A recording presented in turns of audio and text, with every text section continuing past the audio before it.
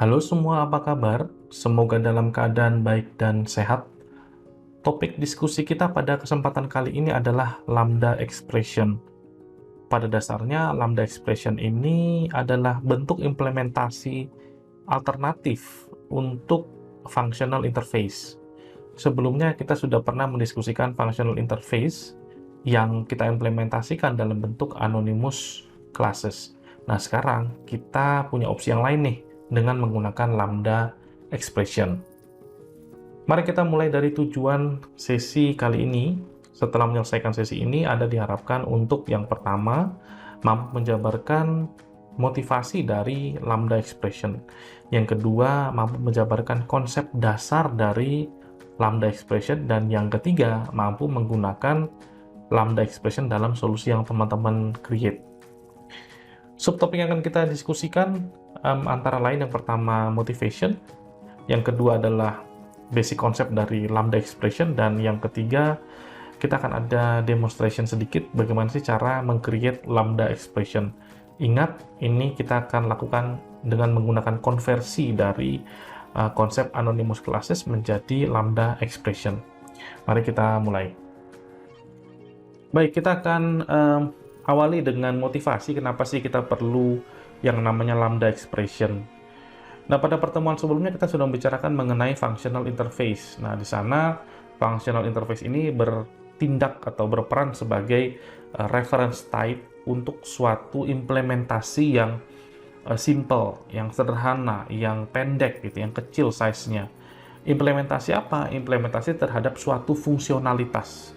Yang fungsionalitasnya ini saking kecilnya itu cukup untuk kita tuliskan dalam sebuah kelas yang sangat-sangat simple dan sebuah metode yang sangat-sangat simple, sangat sederhana.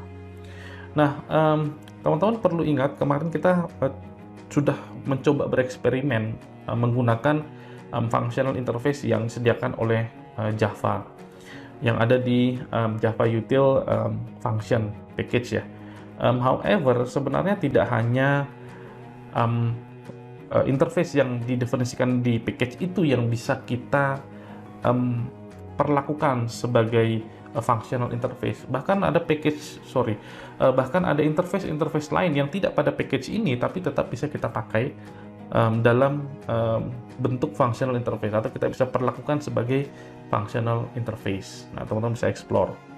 Nah, perlu diingat bahwa pada pertemuan sebelumnya atau pada sesi sebelumnya kita melakukan implementasi dari functional interface ini dalam bentuk anonymous class. Ya, tentu sebuah interface itu kan perlu diimplement ya. Jadi kita perlu bentuk fisiknya. Bentuk fisiknya apa? Ya, tentu saja kelas gitu. Nah, kelasnya apa? Nah, kelasnya bisa banyak bentuk yang kita bisa buat ya. Bisa dia memang sebuah konkret kelas, bisa dia dalam bentuk abstrak kelas, atau bahkan bisa kita bikin dalam bentuk nested construct ya, bisa dalam bentuk inner class, bisa dalam bentuk local class ya, bahkan dengan anonymous class yang sudah kita gunakan kemarin ya. Jadi yang kita pakai kemarin itu adalah anonymous class. Nah, oleh sebab itu teman-teman kalau mau masuk ke materi lambda expression ini, teman-teman harus mastery terlebih dahulu mengenai konsep functional interface dan implementasinya secara spesifik dalam bentuk anonymous class. Nah, however, karena tadi kita bicarakan size dari suatu implementasi functional interface itu sangat pendek ya, sangat simple, bahkan kita bisa buat jauh lebih simple lagi. Nah, membuat jauh lebih simple lagi implementasinya dengan menggunakan lambda expression. Nah, jadi tadinya kita pakai anonymous classes, kemudian karena dia memang sangat simple, jadi boilerplate dari suatu kelas, anonymous class itu bisa kita buang, dan kita fokus hanya pada implementasi fungsionalitasnya saja. Jadi aspek yang bunga-bunga itu kita bisa buang ya. Selama nanti teman-teman kita akan lihat tidak ada ambiguitas. Jadi semuanya jelas, clear, interface-nya clear ya, apa parameternya, tipenya, apa returnnya, maka itu akan bisa kita lakukan. Oke, kita akan simak ya, seperti apa sih sebenarnya lambda expression ini. Baik, lambda expression pada dasarnya adalah bentuk sederhana yang lebih sederhana lah ya, bentuk yang lebih sederhana untuk menulis implementasi dari functional interface. Ingat, namanya juga functional interface, jadi dia adalah interface yang harus diimplementasikan dalam bentuk fisik ya. Fisiknya apa? Kelas. Kelasnya bisa macam-macam, bisa konkret, abstrak, inner gitu ya, local, dan anonymous yang kita sudah pakai di sesi sebelumnya. Itu lebih sering pakai anonymous. Kemudian peran dari functional interface itu adalah sebagai reference type. Jadi kan ini nanti si kelas ini akan menjadi sebuah objek ya. Kita akan instansiasi sebuah objek. Kemudian objek ini harus punya reference type. Nah, apa reference type-nya? Nah, itu adalah peran dari si functional interface ya. Selain dia mendefinisikan operation-nya seperti apa, atau bukan operation-nya directly code-nya ya, tapi dia memberikan spesifikasi dari operation yang harus diimplementasi seperti apa. Nah, teman-teman perlu ingat bahwa functional interface yang kita gunakan dalam solusi kita sebaiknya ya menggunakan functional interface yang sudah disediakan oleh Java. Kalau ada misalnya fungsionalitas yang tidak disupport oleh Java, misalnya saya pengennya seperti ini, tapi saya cek nggak ada functional interface yang cocok buat kasus saya ini.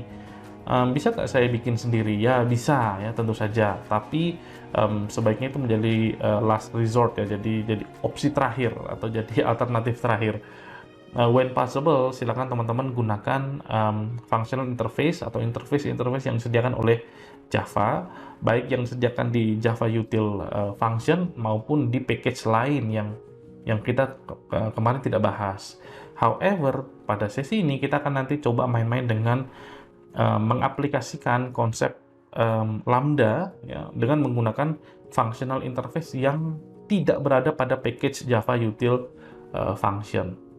Nah, berikut ini adalah contoh struktur ketika teman-teman bikin sebuah Lambda expression ya. Jadi tentu saja harus clear functional interface yang teman-teman mau pakai itu apa. Ini contohnya ya, jadi ada functional interface-nya apa, kemudian teman-teman buat identifier dari objeknya nanti, lalu teman-teman bikin, misalnya ada parameter ya, list parameter, lalu ada tanda panah gitu ya. Nah, ini kayak menuju ke, bukan menuju ke, ini maksudnya definisi ya. Jadi ini parameternya, parameter dari suatu metode gitu ya, metode yang teman-teman override dari functional interface gitu ya. Kemudian tanda panah itu artinya ini definisi bodinya ya. Bodinya itu adalah yang ada curly ini ya, ada curly bracesnya. Nah, bentuknya sesimpel ini. Nah, kita akan coba demonstrasikan gimana sih cara nulis Lambda expression ini dengan menggunakan case study yang sudah kita pernah lihat kemarin, yang udah kita bahas sebelumnya. Nah, case study yang akan kita diskusikan adalah berkaitan dengan rectangle. Yang kemarin yang rectangle kotak-kotak itu ya. Jadi ada objek yang namanya kotak gitu ya. Jadi apa namanya ya, rectangle ya. Rectangle itu segi 4 gitu ya, segi 4. Kemudian ada beberapa predikat yang bisa kita ujikan terhadap suatu rectangle. Di sini kita definisikan dua nanti ya. Nah, tapi sebelumnya kita akan bahas dulu rectangle itu seperti apa sih karakteristiknya gitu ya. Nah, sebuah rectangle itu memiliki dua buah sisi yang berhadapan, dan sisinya ini sama panjangnya ya. Sisi yang berhadapan ini sama panjangnya. Jadi misalnya kita anggap saja sisinya ini adalah tinggi dan lebar gitu ya. Jadi ada height dan ada width. Kemudian kita akan coba meng-create dua buah predicate ya terhadap si kotak ini, segi 4 ya, terhadap segi 4. Yang pertama adalah kita akan cek apakah segi 4 itu adalah sebuah persegi, apakah sebuah square gitu. Jadi apakah rectangle tersebut sebuah square. Nah, square itu syaratnya adalah semua sisinya itu panjangnya sama. ya. Jadi height dan width-nya itu sama panjang. Nah, sementara kalau tidak sama panjang, ya ini tetap rectangle tapi tidak square. Kemudian yang kedua, kita nanti akan punya predikat yang kedua ini ya. Nah, predikat yang kedua ini adalah jumbo square. Ya, jumbo square ini tentu saja adalah sebuah square yang ukurannya besar, yang kita anggap besar gitu ya. Nah, kalau square-nya kita udah ngerti ya tadi ya, bahwa semua sisinya itu panjangnya sama. Nah, kalau jumbo, let's say, panjang sisinya itu adalah minimal 20 cm, let's say begitu. Ya, jadi, nah kita akan menggunakan case study yang ini, which is kita sudah selesaikan pada sesi sebelumnya. Jadi teman-teman bisa lihat bagaimana cara nulisnya di sesi sebelumnya. Kita akan fokus ke bagaimana mengkonversi bentuk solusi yang sebelumnya ke dalam bentuk lambda. Oke, kita langsung main aja ya. Oke, sekarang kita masuk ke demonstration. Nah, terlebih dahulu saya coba paparkan kembali hasil kerja kita di sesi sebelumnya. Ya, sesi sebelumnya kita membicarakan tentang functional interface yang kita implementasikan dalam bentuk anonymous class. Jadi, teman-teman bisa refer back ke sana, seperti apa cara ngembanginnya. Nah, di sini kita punya sebuah driver ya, ini entry point, dan kita punya sebuah rectangle, kelas rectangle. Ini adalah record ya, teman-teman bisa perhatikan di sini kita punya height dan punya width ya, jadi tinggi dan lebar. Kemudian kita punya toString ya, simple sekali. Kemudian kita ke driver. Nah, di driver ini kita create 3 buah rectangles ya, 3 buah rectangles, kemudian size-nya macam-macam, ada yang 10, 12, 22, 22, dan 18, 18. Very simple. Kemudian kita punya 2 buah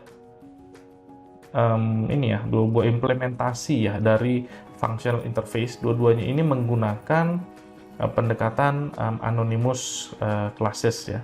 Untuk yang pertama di sini digunakan untuk memeriksa apakah sebuah instance atau objek dari rectangle itu square atau tidak.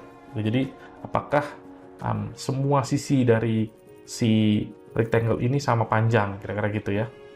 Kemudian yang kedua, predikat yang kedua ini untuk mengecek apakah sebuah rectangle itu jumbo square. Jadi dia tidak hanya square tapi juga jumbo ya. Jadi dia punya size yang sisinya, setiap sisinya itu minimal 20 cm. Jadi harus lebih dari atau sama dengan 20 cm. Ini implementasinya. Kemudian di bagian bawah ya, ini simple sekali, hanya printing aja ya.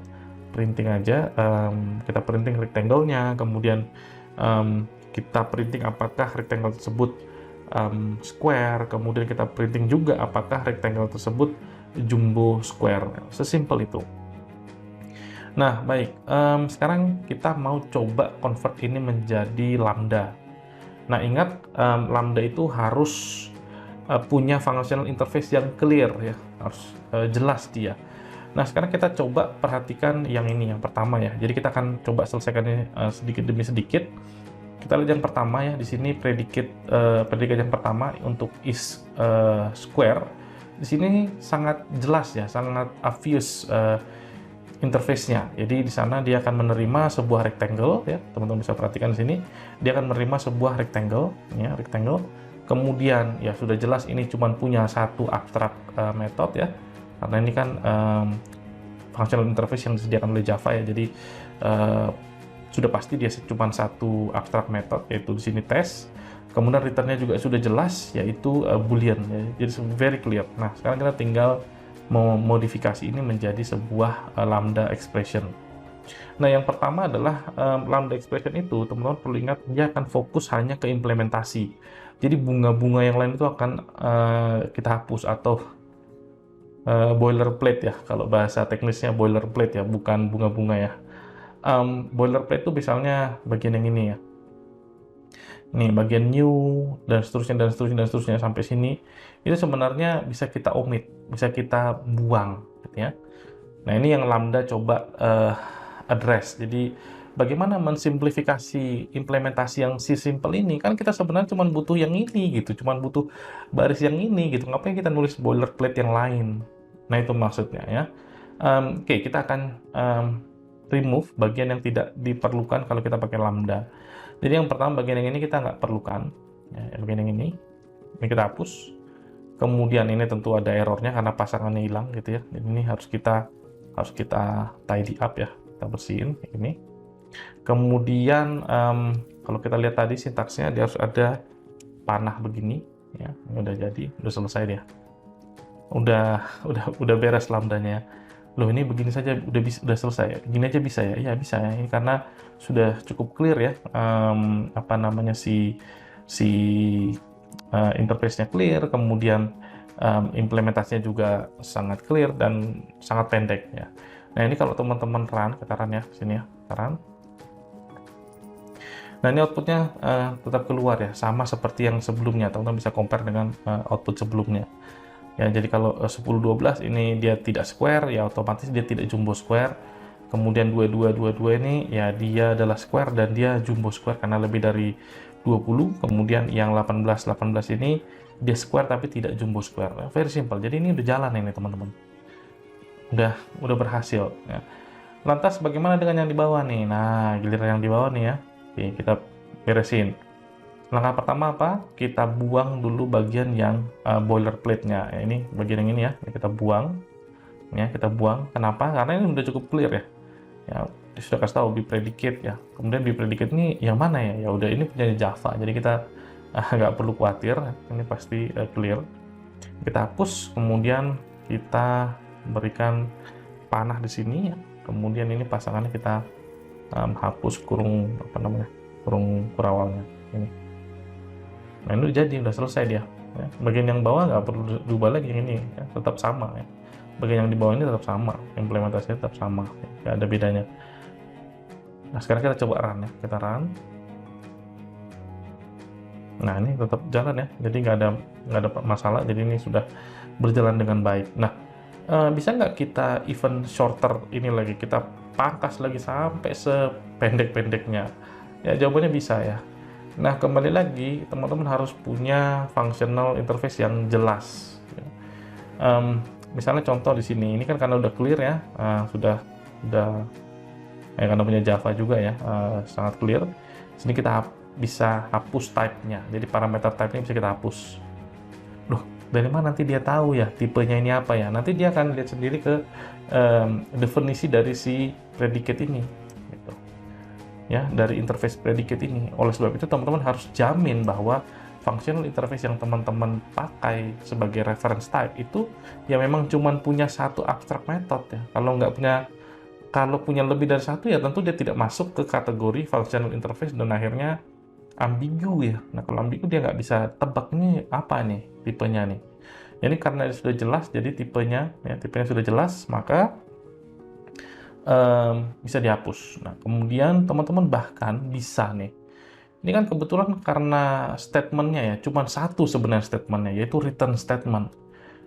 Kemudian ada perbandingan di sana ya, ada relational operation di sana. Nah, karena ini relational dan cuma punya satu statement sebenarnya, dan statementnya cuma return doang, ini teman-teman bisa hapus bahkan bagian yang ini.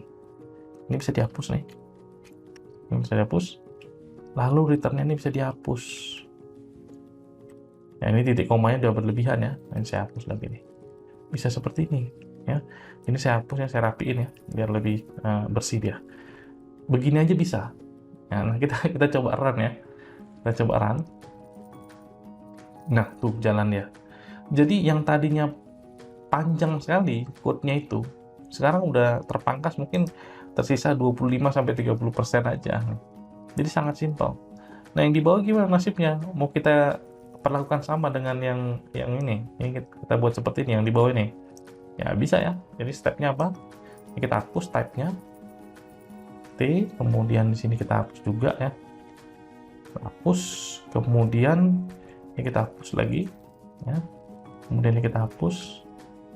Kemudian return-nya kita hapus. Kemudian kita rapiin nih. Saya save ya. Udah jadi ya. Udah ya, simple sekali ya. Nah, kita run sekarang nih. Kita run. Tuh, bisa. Ya, sesimpel itu. Jadi lambda itu yang mana? Ya, lambda itu lambdanya ini. Apa ini? Nah, ini adalah bentuk implementasi alternatif dari kalau kita tadi menggunakan anonymous classes yang agak panjang ya. Sebenarnya ya nggak ada nggak ada masalah kalau teman-teman oh saya lebih suka pakai anonymous classes karena lebih clear dia. Ya sudah, silakan, boleh. Cuman ini bentuk alternatif lebih singkat aja sih. Jadi no worry kalau teman-teman lebih memilih menggunakan anonymous classes ketimbang menggunakan lambda. Tapi ingat bahwa feature ini ada. Oke, kira-kira seperti itu. Nah, kita lanjut ke materi. Oke, kita akan lihat case tadi yang kedua. Nah, tadi kita sudah meng-create sebuah solusi ya untuk predicate ya. Tadi kita menggunakan predicate interface, kemudian kita implementasikan dalam bentuk lambda. Ada dua bentuk predicate yang tadi kita create, yaitu predicate yang cuma punya satu parameter dan yang dua parameter. Nah, sekarang gimana kalau kita main yang lebih seru lagi? Bagaimana kalau kita menggunakan interface yang tetap disediakan oleh Java nih, cuman tidak berada pada Java Util function package-nya? Kira-kira bisa nggak ya? Ya tentu saja bisa ya, selama mengikuti aturan dari yang namanya functional interface atau mengikuti karakteristik dari functional interface. Nah, teman-teman bisa lihat lagi ya, apa sih karakteristiknya? Teman-teman bisa lihat ke materi sebelumnya. Nah, sekarang kita akan case tadi yang akan kita pakai adalah bagaimana kalau kita mau mengurutkan sekumpulan rectangles. Jadi kita punya sekumpulan rectangles. Rectangles ini akan kita taruh dalam sebuah array gitu yang paling simple. Kemudian kita akan lihat ukuran dari luas ya. Jadi luas dari rectangle itu kita akan coba urutkan dari yang terluas hingga yang tersempit. Jadi luas dari sebuah rectangle itu kan ya sisi kali sisi ya. Jadi R dikali S, atau kalau di kasus kita tinggi dikali dengan lebar gitu ya. Jadi dapatlah luas. Nah, kemudian nilai luas ini yang akan kita perbandingkan. Yang paling luas akan mendahului yang paling sempit gitu ya. Jadi terurutnya secara descending. Jadi dari yang paling besar hingga yang paling sempit, yang paling luas hingga yang paling sempit. Nah, komponen yang bertugas untuk melakukan perbandingan itu disebut dengan komparator. Nah, itu ada juga sebuah interface untuk mengimplementasikan komparator. Nah, komparator ini akan kita coba implementasikan dalam bentuk lambda. Tentu nanti kita akan contohkan terlebih dahulu dengan menggunakan anonymous classes, lalu kita convert jadi bentuk lambda. Oke, kira-kira idenya seperti itu. Nah, di sini saya tunjukkan sebuah ini screenshot dari documentation-nya Java ya. Ini adalah kelas dari arrays. Jadi ada kelas utility class namanya arrays. Di sana ada sebuah metode yang namanya sort. Di sana si sort ini menerima sebuah array ya, teman-teman bisa perhatikan ya. Menerima sebuah array bertipe T. Nah, nanti tipe T-nya ini bisa kita atur. Kemudian kita juga bisa mensupply komparatornya ya. Tentu komparatornya ini untuk T. Ya, jadi semua kelas yang parent-nya adalah T ya. Tipe T-nya ini, T ini adalah tipe. Oke. Nah, kita akan gunakan ini sebagai way ya, sebagai cara, sebagai pintu untuk melakukan sorting. Kira-kira idenya seperti itu. Oke, kita langsung lihat in action ya. Ini lebih seru nih. Oke, kita ke code. Nah, di sini saya akan jabarkan sedikit ya. Saya sudah create sebuah boilerplate. Di sini bagian yang umum, saya pikir teman-teman bisa paham ya code-nya ini. Tapi however saya akan jabarkan. Jadi tadi kita punya rectangle ya, record rectangle nih teman-teman udah lihat tadi. Kemudian di sini saya punya sebuah entry point lagi yang lain selain yang tadi kita sudah diskusikan. Ini adalah driver 2, jadi ini yang lain. Kemudian di sana saya punya sebuah array ya, ini array yang saya beri nama rectangles. Kemudian array ini isinya adalah 5 buah ya, 5 buah objek dari ya tentu saja rectangle. Kemudian size-nya bisa teman-teman perhatikan ya, macam-macam konfigurasinya, ada 10-10, 22-22, 18-18, 11-1, 12-12, 80-250 gitu ya. Jadi ini bermacam-macam. Nah, kemudian di sini saya punya sebuah printing ya, ini untuk ngeprint isi dari array ya dengan menggunakan lambda. Ini pakai lambda nih teman-teman ya. Yang di belakang ini lambda nih. Ini lambda nih. Ya, cuman bentuknya dia lebih sophisticated ya. Nah, teman-teman bisa cari tahu nih bagian yang ini. Ini kok ada titik dua ini apa-apaan ini ya. Teman-teman silakan explore. Oke. Saya tidak bahas. Nah, however di sini tugas dari si stream ini ya, array stream ini apa namanya? Untuk ngeprint elemen-elemen ini gitu ya. Nah, kita coba aja, kita run ya biar make sense ya. Saya run. Nah, kira-kira isinya seperti itu ya. Dia hanya ngeprint aja sesuai dengan urutannya ini ya. Indeks 0, indeks 1 dan seterusnya. Ini belum ada sortingan ya. Ini masih ya sama seperti bagaimana dia dimasukkan ya ke dalam array. Very simple. Nah, tugas kita berikutnya adalah kita akan mendefinisikan sebuah komparator, lalu kita akan sort. Nah, idenya kira-kira seperti itu. Nah, terlebih dahulu saya akan terangkan kira-kira step-stepnya apa. Yang pertama, kita akan terlebih dahulu ya buat pembatas di sini ya, supaya kelihatan bedanya ya.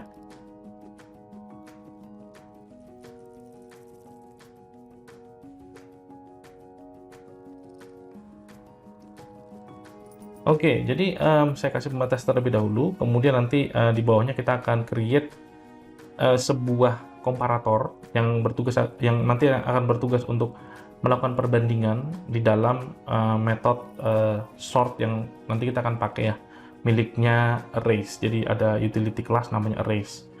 Kemudian setelah kita sorting, baru kita akan tampilkan kembali. Jadi bagian yang ini akan kita run 2 kali. Kita run lagi nanti di bagian akhir ya. Nanti kita akan bandingkan sebelum dan sesudah. Nah, ingat si komparator ini bertugas untuk melakukan perbandingan secara atau menghasilkan urutan secara descending ya. Jadi dari yang paling besar ke yang paling kecil.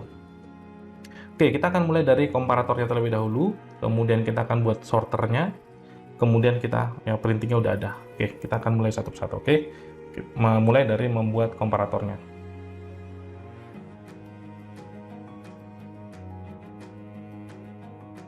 Nah, untuk interface komparator ya, ini dia masukannya adalah sebuah kelas ya, type. Nah, ini type yang kita pakai adalah rectangle, jadi dia akan menerima sebuah rectangle. Kemudian kita akan buat namanya ya, nama dari objek komparator ini nanti, instance-nya, yaitu let's say namanya adalah rectangle komparator. Kemudian kita akan create dengan anonymous class. Nah, ini kita implement ya. Kita implement seperti ini.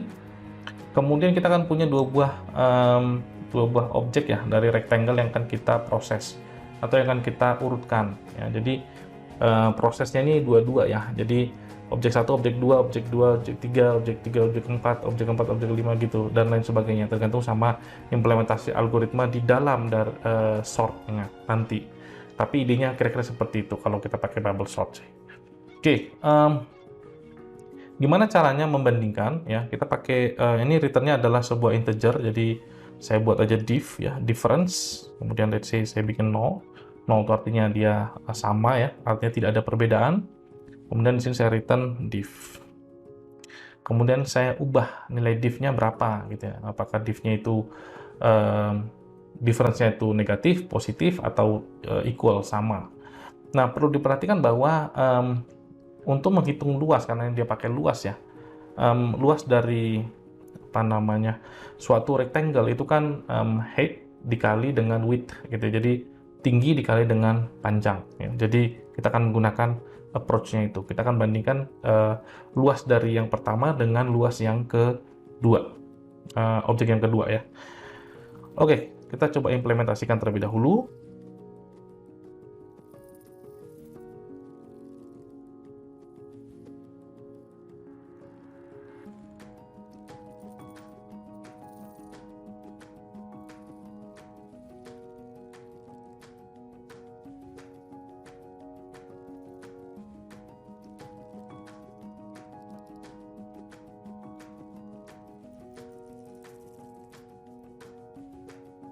Oke, di sini kita sudah membandingkan ya antara objek 1 dengan objek 2. Nah, persoalannya adalah di sini kita melakukan perbandingan secara ascending, padahal kita maunya perbandingan secara descending.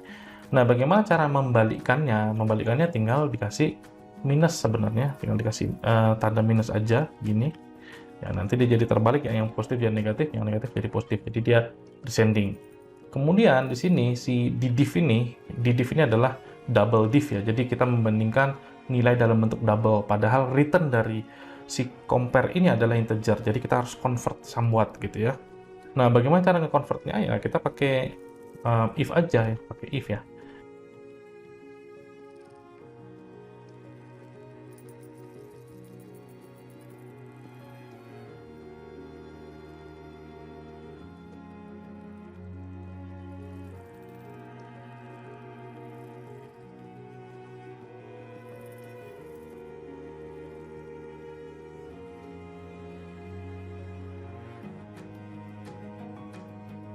Oke, jadi kira-kira idenya seperti ini ya. Jadi kita punya ddiv ya, kemudian ddiv ini kita compare ya. Jadi ddiv, oh ini salah tulis nih. Div. Oke, ini f-nya 2 ya. Ini ddiv, ini begini.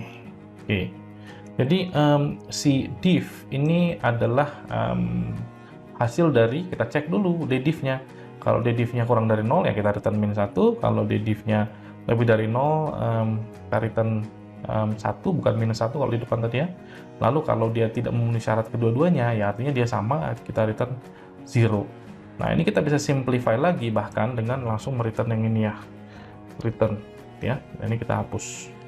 Yang lebih simple, lebih clean ya. Nah, kira-kira ini seperti ini. Bahkan teman-teman bisa taruh ini di dalam sini ya. Cuman saya pikir terlalu panjang nanti code-nya, jadi saya pikir seperti ini aja udah bagus. Nah, kemudian ini saya rapiin ya. Saya hapus nih extra line-nya. Kemudian kita akan lakukan sorting ya. Kita lakukan ya proses sortingnya. Nah, untuk sorting kita pakai array, pakai arrays ya, arrays sort. Kemudian kita akan supply. Nah, ini kan dia minta ya kumpulan objek ya. Kemudian yang kita akan pakai adalah yang ini. Yang ini, oops. Jadi ini adalah kalau kita baca dulu dokumentasinya nih ya. Jadi akan ada 2 buah masukan ya. Jadi sekumpulan objek bertipe suatu tipe tertentu, kemudian ada komparatornya. Nah, di sini kita kan sudah punya kumpulan objeknya nih. Kumpulan objeknya dalam bentuk array yang kita beri nama rectangles. Kemudian komparatornya kita juga sudah punya, apa namanya, rectangle komparator. Sesimpel ini ya. Ini saya format, lalu saya run. Nah, di sini kita ekspektasi kita adalah dia akan menghasilkan pertama yang seperti ini ya. Lalu dia menghasilkan luaran lain ya, tambahan di bawahnya yang menunjukkan urutan dari rectangle sini berdasarkan keluasannya, luas dari si perkalian antara tinggi dan lebarnya. Sesimpel itu ya. Nah, kita coba run dulu sekarang biar kelihatan. Oke, nah ini ya luarnya kira-kira seperti ini. Jadi kalau diperhatikan ternyata rectangle dengan ukuran 2222 itu yang paling luas di antara yang lain. Kemudian disusul dengan 1818, kemudian 8 kali 25, kemudian ada 11.1 dengan 12, lalu yang terakhir adalah 10, 12. Ini yang paling kecil luasnya gitu ya. Nah, kita bisa eksperimen lagi nih, teman-teman bisa oh saya mau ascending ya, ini dihapus aja gitu ya, dihapus aja. Kemudian teman-teman bisa run ulang kalau mau ascending ya. Nah, ini kalau ascending ya. Tapi tadi kita maunya descending ya. Jadi saya Ctrl Z, saya kembalikan lagi. Oke, nah sekarang gimana caranya mengubah ini menjadi lambda? Ya kita ikutin aja prosesnya yang tadi ya. Kita hapus terlebih dahulu boilerplate. Jadi ini bagian ini kita hapus ya. Bagian ini kita hapus. Oh iya, kenapa ini bisa kita convert jadi lambda? Ya karena si komparator ini, interface komparator ini sudah jelas parameternya. Parameternya adalah bukan parameternya. Si komparator ini cuma punya sebuah method yang perlu di override, yaitu compare. Nah, compare ini sudah jelas juga parameternya, yaitu rectangle dan rectangle sesuai dengan yang kita minta di atas ini, ya. Jadi tipe yang akan kita proses adalah rectangle. Jadi super clear dia, tidak ambigus. Oleh sebab itu kita bisa modify ini menjadi lambda. Oke, kita hapus ya bagian yang ini. Boilerplate-nya kita hapus. Ini kita hapus sampai di sini. Oops, sorry. Ya. Kemudian ini saya enter aja biar dia lebih. Oops, sorry. Mana nih? Waduh, ntar ya, ini saya enter aja biar lebih clear. Kemudian saya kasih panah. Kemudian ini saya hapus. Oke, kira-kira idenya seperti ini, saya rapiin. Oke, udah jadi ya. Oke, jadi sudah selesai. Ini saya ntar lagi ya, supaya rapi. Kemudian type-nya ini bisa kita hapus juga ya. Type-nya kita bisa hapus nih, kayak gini. Nih, ya bisa kita hapus. Sampai sini kita hapus ya. Jadi bentuknya sesimpel ini. Kemudian kenapa ini nggak bisa kita buat seperti ini? Misalnya kita hapus aja deh, bisa nggak bisa ya, karena nanti maknanya akan lain. Nah di sini kita tidak bisa make it even shorter ya, hanya segini aja, ini maksimal. Kenapa? Karena kalau tidak teman-teman akan punya code ini duplicate ya, code ini akan teman-teman duplicate ke dalam div ini dan div ini, which itu menurut saya nggak bagus ya. Jadi menurut saya seperti ini sudah cukup clean dan kita bisa coba run ya, kita run ya, saya save ya. Tuh bisa ya, jadi ini sudah dengan menggunakan pendekatan yang descending ya. Jadi very simple approach-nya, teman-teman bisa coba bereksperimen sendiri. Kira-kira idenya seperti itu.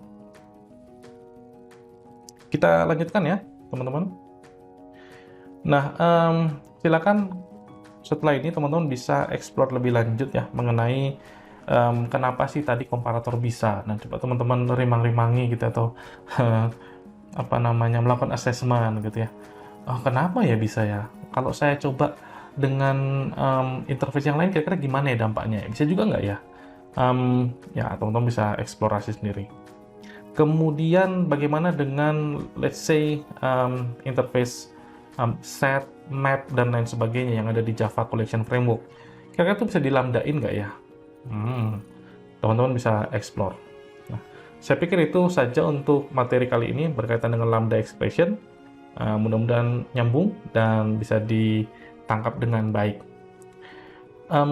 Saya pikir itu saja ya, cukup. Terima kasih. Sampai ketemu lagi di sesi pembelajaran yang lain. Thank you. Ciao.